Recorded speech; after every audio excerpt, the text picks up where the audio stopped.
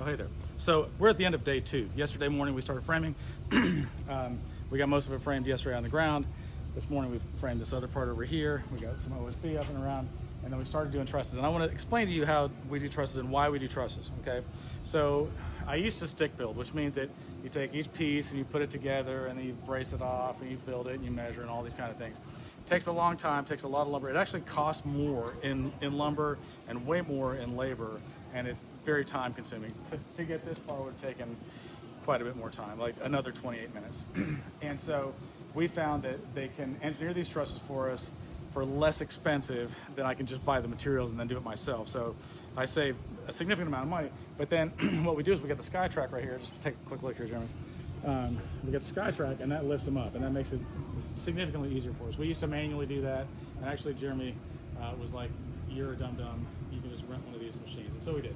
So then what we do is we put our first one up as far as we can get in. We put this one up, and we brace off of the wall at a diagonal. See right here, we brace off the wall here. And then we get that level and feeling solid. And then we get the next one, we put 4-foot boards all the way across everywhere, and that locks them together. And then we get another one, and we get 4-foot boards, and we nail all those together. And we do that the whole way down. But then the gable one is different. Excuse me. So the gable end, we talked about this before, drops down. So everything else is at one level, and the gable end drops down, sorry, from your side, drops down a little bit so that you can put a board out and have an eave, okay?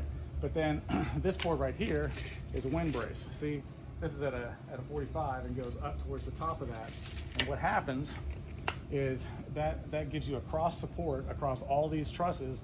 And if you imagine that this is your exterior wall and wind is blowing hard, because it happens in Texas and really I think everywhere in the world, unless you're far underground. The wind is blowing very hard sometimes, and you know, here we've had big winds. And so then imagine that your house is standing up against the wind like this and holding it, and that's what that wind brace is doing. And we do that on both sides, so it's going, no wind, I'm gonna win this battle. So that's the thought process there.